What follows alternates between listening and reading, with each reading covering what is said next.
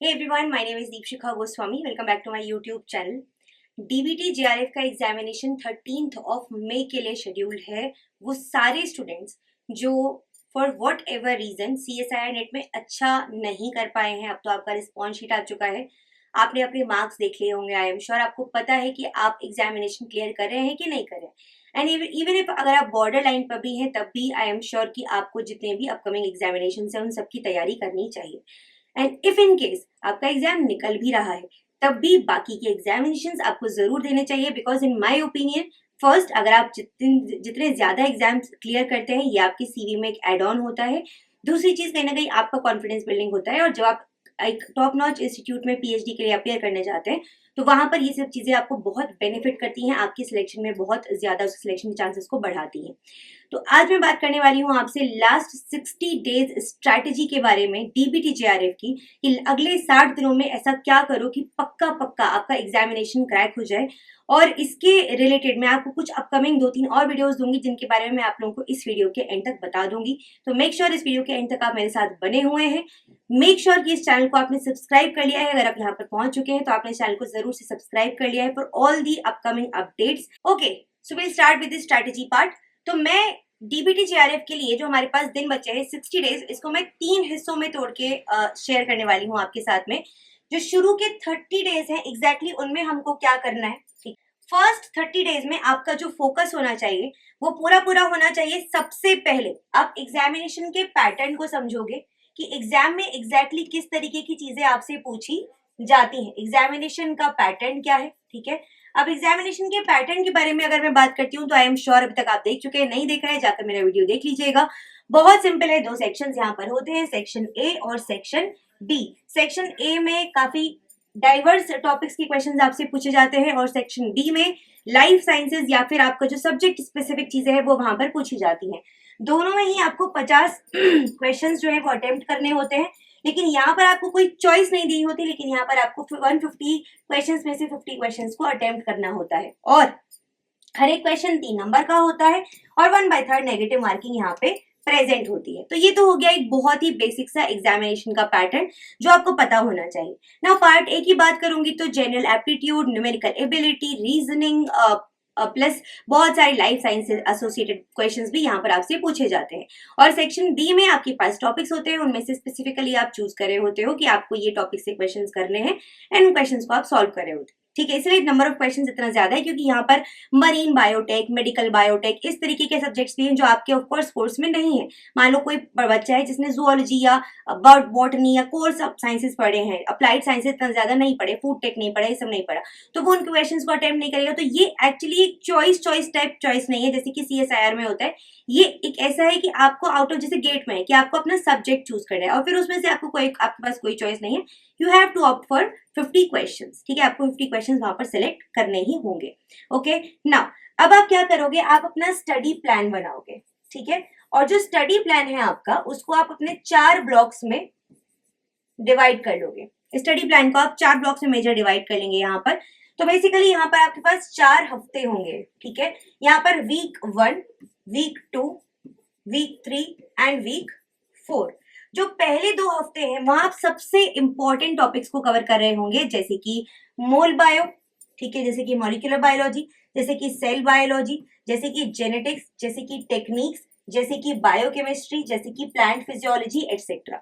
ये सबसे important areas हैं कुछ आपके डीबीटी जेआरएफ के एग्जामिनेशन के लिए, उनको आप यहाँ पर कवर कर रहे होंगे। और उसके बाद में आप जो बाकी के एरियाज है, मतलब बेसिकली मैं आपको ये समझाना चाहती हूँ कि ये आपके ऊपर है, आपको कौन से एरिया ज्यादा इंपॉर्टेंट लगते हैं। अच्छा, यहाँ पर एक इंपॉर्टेंट बात मैं आपको बता देती हूँ कि कौन से एरियाज इंपॉर्टेंट हैं और कौन से नहीं है। ये कैसे पता चलेगा मैम, ये तो बहुत इंपॉर्टेंट बात है, और ये हम कैसे जाने कि कौन सा एरिया इंपॉर्टेंट है और कौन सा नहीं है। तो उसके लिए what I have done is, पिछले 10 सालों का 10 इयर्स के जो पेपर है उनका एनालिसिस मैंने आप लोगों के लिए किया है, पूरा डिटेल्ड एनालिसिस, और उसका वीडियो आप लोगों को कल तक मिल जाएगा।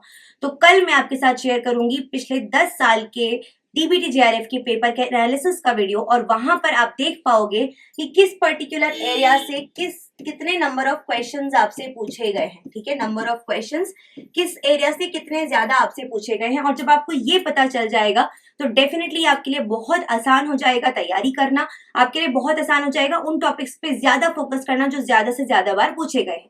तो मेक श्योर आप इस चैनल से जुड़े हुए हैं, टेलीग्राम पे भी ज्वाइन कर लीजिएगा, बिकॉज टेलीग्राम पर भी मैं वो पीडीएफ आपके साथ में शेयर कर दूंगी, ठीक है।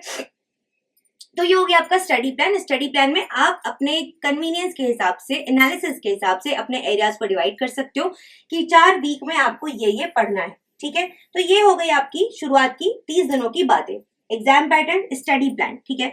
अब स्टडी प्लान के बाद में आता है यहाँ पर आपको प्रीवियस ईयर क्वेश्चंस पे बहुत ज्यादा फोकस करना है। जैसे कि मैंने बोला, मैं एनालिसिस आपको करके दे रही हूँ, लेकिन जो क्वेश्चन प्रैक्टिस है वो आपको खुद से करनी होगी। तो उसके लिए भी मैं आपके लिए चीज लेकर आ रही हूँ, 100% जो प्रोबेबल टॉपिक्स है आपके, या 100% प्रोबेबल क्वेश्चंस, वो मैं आपको यहाँ पर सॉल्व करवाने वाली हूँ इस पर्टिकुलर एग्जामिनेशन के लिए। अपने सेशंस में, अपकमिंग सेशंस में, अगले 2 महीने के अंदर हम काफी सारे सेशंस लेकर आएंगे जहां पर 100% प्रोबेबल क्वेश्चंस हम सॉल्व कर रहे होंगे। तो मेक श्योर कि आपने इस चैनल को जरूर से सब्सक्राइब कर लिया है बच्चों, ठीक है। तो ये हो गया आपका फेज 1। और इसके अलावा एक और चीज कीजिए कि यहाँ पर आप रिविजन नोट्स भी अपने बनाते चलिए। मतलब कि वो एरिया जहां से ज्यादा क्वेश्चंस पूछे जा रहे हैं उनके बारे में कुछ छोटे छोटे शॉर्ट नोट्स बना लिए, कुछ छोटे छोटे टॉपिक्स देख लिए, ठीक है। उससे होगा क्या कि जब आपके लास्ट के दिन बचेंगे उसमें आप रिविजन कर पाएंगे बहुत ही एफिशिएंट तरीके से। तो ये हो गया आपका शुरुआत के 30 दिनों का क्या एग्जैक्टली प्लान होना चाहिए। चलते हैं अगले 20 दिनों के बारे में बात करें तो नेक्स्ट फेज जो हमारा होगा उसमें हम नेक्स्ट 20 डेज के बारे में बात कर रहे होंगे, ठीक है। इसमें हम एग्जैक्टली क्या कर रहे होंगे ना, यहाँ पर आपको एक तो अपना डेली रूटीन आप बच्चों मेंटेन करके रखना है। तो डेली रूटीन में इसके बहुत ज्यादा उस पर फोकस नहीं करती हूँ, क्योंकि हर बच्चे का जो लाइफ रूटीन है वो बहुत डिफरेंट है, ठीक है। कोई बच्चा जॉब कर रहा है, कोई पीएचडी कर रहा है, कोई जीआरएफ की तरह काम कर रहा है, कोई हाउस वाइफ है, कोई हाउस, मतलब समझ रहे हो। सो लाइक बहुत डिफरेंट तरीके के लोग हैं इस एग्जामिनेशन की तैयारी करने वाले। तो आप अपने कन्वीनियंस के हिसाब से अपना रूटीन बना सकते हैं। मैं बस इतना आपको बता सकती हूँ, कोशिश कीजिए कि 4 से 5 घंटे, 4 to 5 आवर्स आप कोशिश कीजिए कि थ्योरी और रिविजन पे रखें, ठीक है। थ्योरी और रिवीजन के लिए रखें, और कम से कम 2 से 3 घंटा, कम से कम 2 घंटा तो मिनिमम कोशिश कीजिए कि आप प्रीवियस ईयर क्वेश्चंस और एमसीक्यूज सॉल्व कर रहे हो। Previous year questions and MCQ solve करने में आप अगला जो 2 से 3 घंटा है वो बिताएं, ठीक है।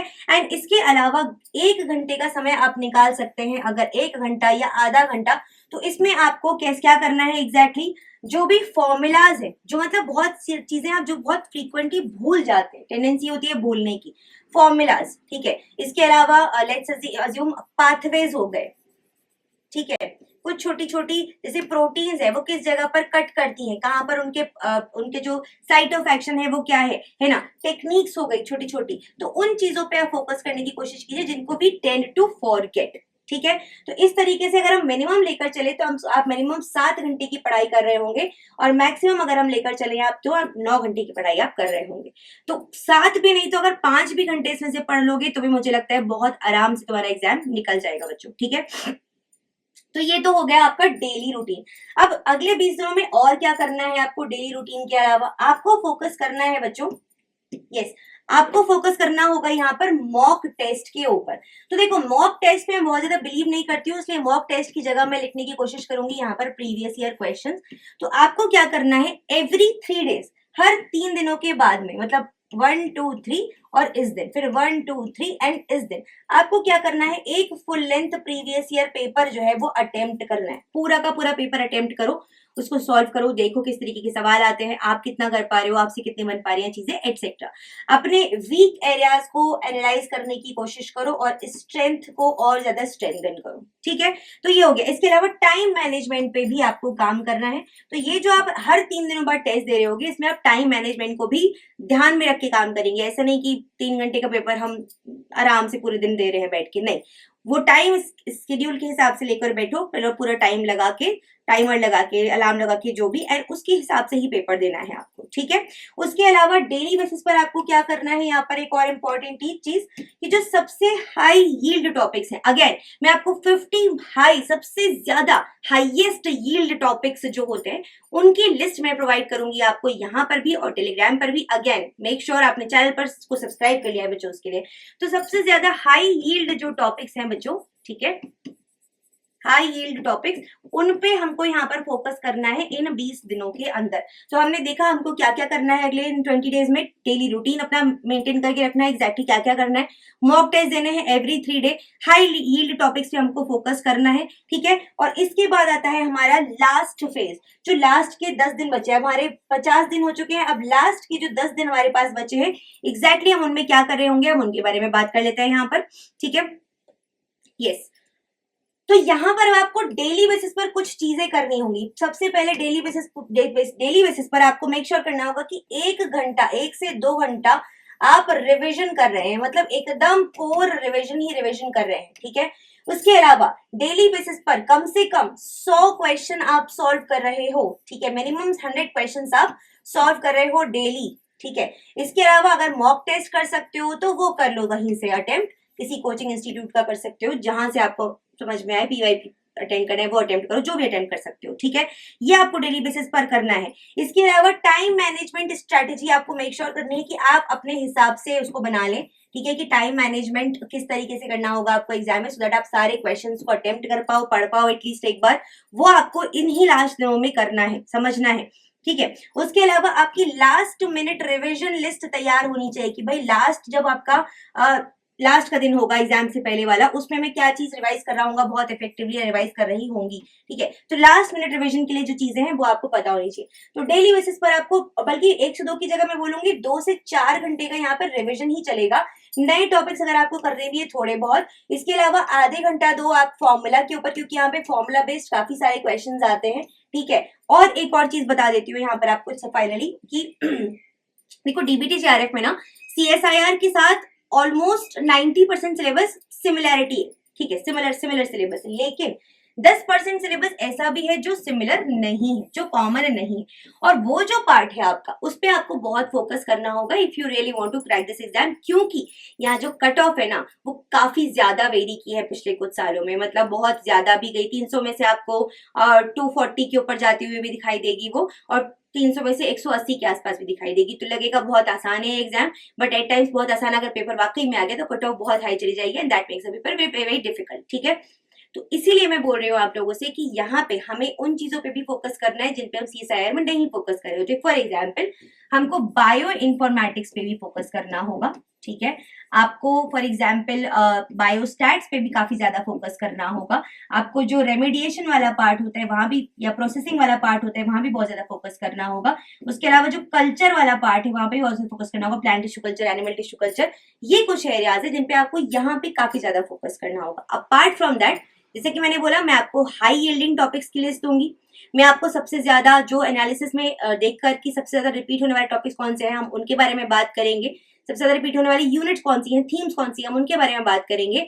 And third, will discuss about the topics जो कि कॉमन नहीं है सीएसआईआर और डीबीटी के बीच में, and I will make sure कि मैं उनका वीडियो भी आपको यहाँ पर शेयर कर दूं। प्लस मैंने फॉर्मूला की लिस्ट, पूरा फॉर्मूला की लिस्ट का वीडियो ऑलरेडी आपके साथ शेयर किया हुआ है फॉर डीबीटी जेआरएफ एग्जाम, आप उसको देख के जा सकते हैं। प्लस बायो इन्फो के भी कुछ सेशंस मैंने आपके लिए सॉल्व करवाए हुए हैं, उनको भी देखकर आप जा सकते हैं फॉर डीबीटी जेआरएफ एग्जामिनेशन। मैं वापस से कुछ सेशंस लेने की कोशिश करूंगी फॉर बायो इन्फो।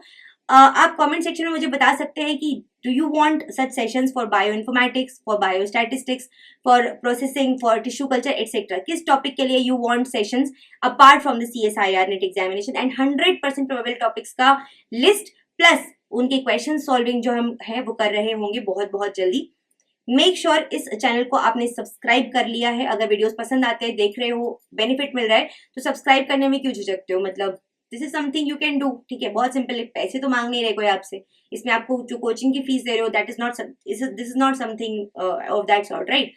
तो एक सिंपल से आपको सब्सक्राइब बटन को हिट करना है, वीडियो को लाइक करना है, अपने दोस्तों के साथ शेयर करना है अगर पसंद आता है तो, और टेलीग्राम को जरूर ज्वाइन करना है। So this is it from my side, thank you so much for watching, take care, bye.